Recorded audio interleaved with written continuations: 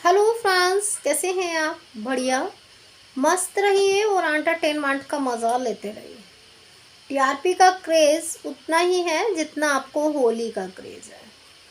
फ़र्क इतना है कि होली की टेंशन नहीं है, पर टीआरपी की टेंशन अपनी मार्क्स से ज़्यादा है। कहीं मेरा शो टॉप 10 से आउट तो नहीं हो गया?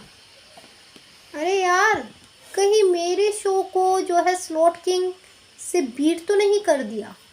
ये सवाल जो है आपको एंटरटेनमेंट की तरफ खींच लेते हैं।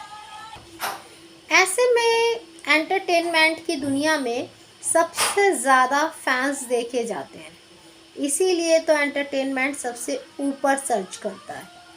अब यहाँ मैं बात करूँगी आपकी ऑनलाइन टीआरपी की, जिसे ये लगता है मेरे शो की कहानी बहुत बेहतरीन है और वो टीआरपी अच्छी बीआरसी नहीं दे रहा है क्योंकि उसे ऑनलाइन देखा जा रहा है।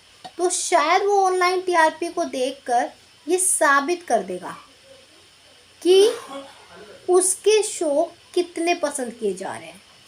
तो चलिए स्टार्ट करते हैं। नंबर 10 की पोजीशन पे है जादू तेरी नज़र, जिसकी टीआरपी 24.0 है।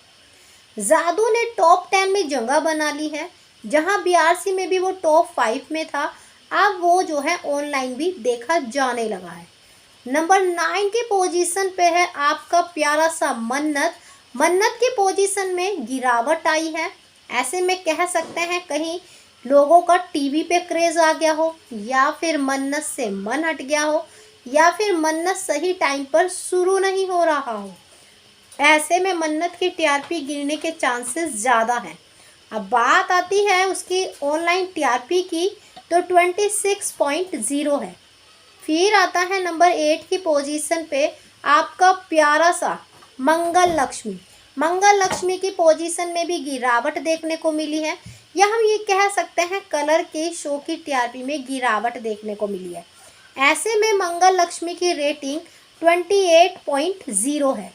फिर आता है आपका प्यारा सा लाफ्टर शेफ, जो कि लोगों को एंटरटेनमेंट कर रहा है, लेकिन इतना नहीं जितना हो सके, लेकिन ऑनलाइन में फिर भी जगह बना ली है।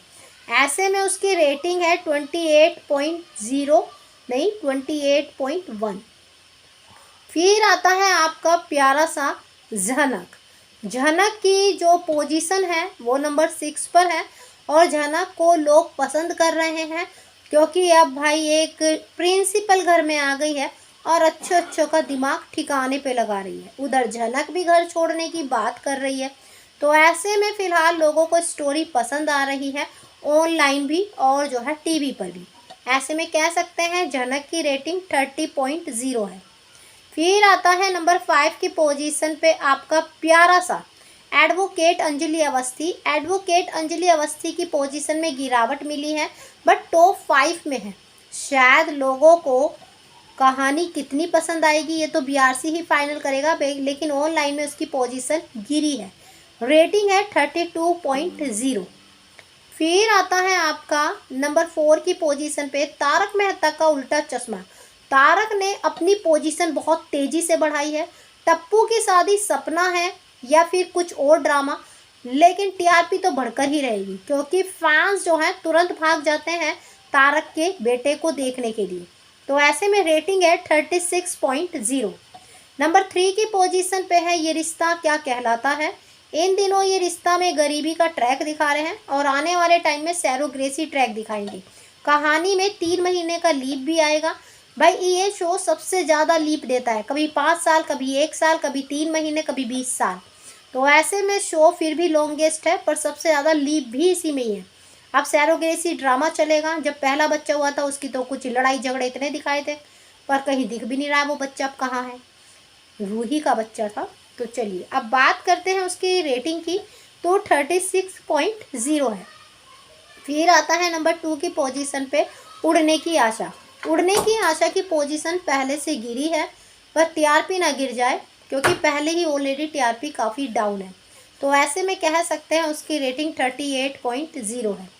और नंबर 1 की पोजीशन पे आपका प्यारा सा अनुपमा है, जो कि 42 रेटिंग पर है। अब अनुपमा भाई जेल में जाकर लोगों की सेवा करेगी।